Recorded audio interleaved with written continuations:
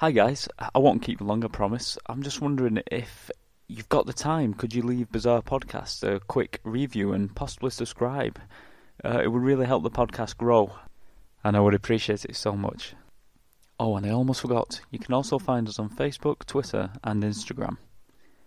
Thanks very much, guys. I hope you enjoy the show. Welcome to Bizarre Podcast. Today's story comes from the weirdhistorian.com website, who kindly allowed us to include it on today's episode. Tales of the headless chickens and the unexpected lives they led.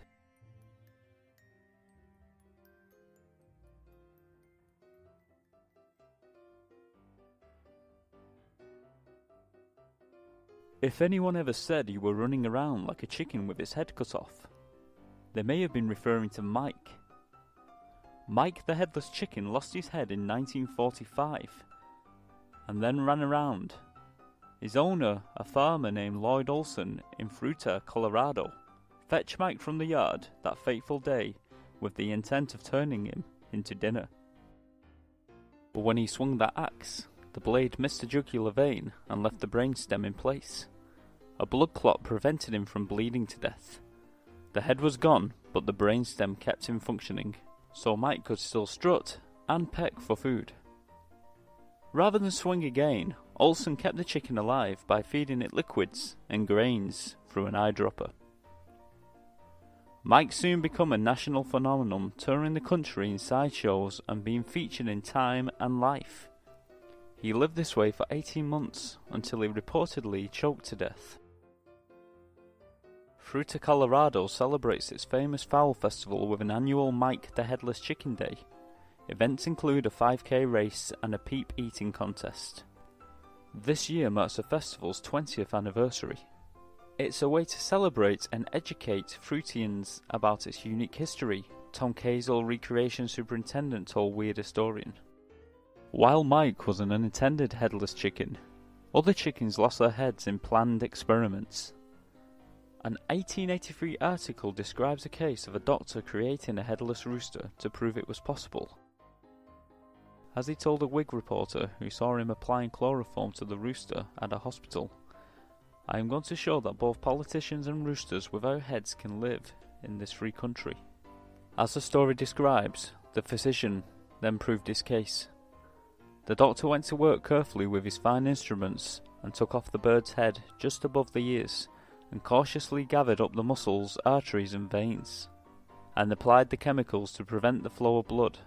Into the neck of the biped, he placed a glass tube, a channel through which to introduce food into the craw, and then put the bird into a box covered with cloth, with a hole in the centre for the headless neck to go through.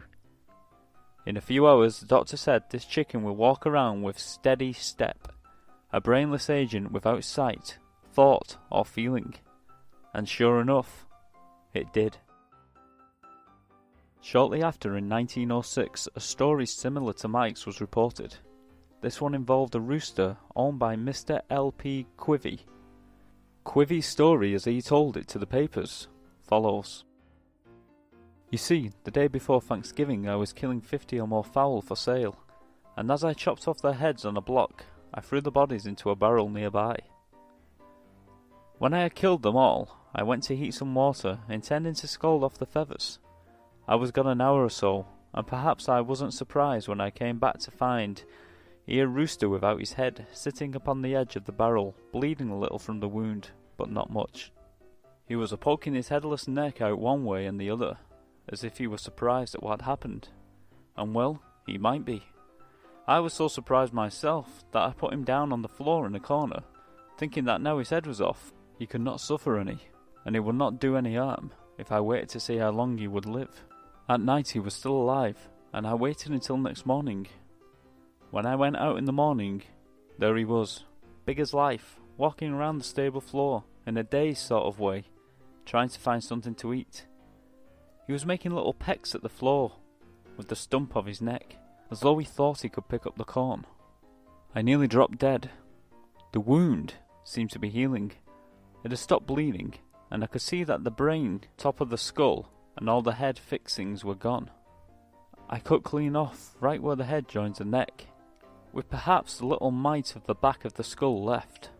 After watching his pathetic efforts to pick up the corn, I sort of took pity on him, and taking him in my arms, I poked a handful of corn, kernel by kernel, down his windpipe, or rather, gullet. It went into his crop all right, and he swallowed like a good one. Well, sir, that's the whole story. Except that the news of it got abroad, and folks began coming here, and all the doctors in the country came. Dr. Wicks offered to cure him up, and he's treating him now, says he will get well. We give him a little soup every day, a little corn, and let him exercise. And do you know, the fellow is actually trying to crow. It is in fact, every morning when I come out, here he is making queer noises with his throat. A doctor named J.P. McElroy, who witnessed the bird, wasn't surprised. He explained that movements made during flight, eating and crowing are mainly controlled by nerve centres that aren't located in the brain. The skulls of pigeons are sometimes opened for experiment. The brain's taken out, the cavity fills with absorbent cotton, and the wound closed. After this, the birds fly about all right. The most wonderful part of this rooster, however, is that the shock of the amputation did not kill him, Elroy said. When the article was written, the rooster had been alive for 2 months. It didn't travel the country like Mike, but it did have its own series of adventures. A chicken thief allegedly snuck into the stable one night and stole the rooster, not realizing it was missing its head. In the light of the match that he lit, he saw a headless rooster poking his neck around in a vain effort to find out what the intruder wanted, the paper reported. The chicken thief fled with a yell. He probably ran around like a chicken, with its head cut off. So next time you use a saying, "I'm running around like a headless chicken," make sure you give a thought to old Mike. I'll see you next time. Take care.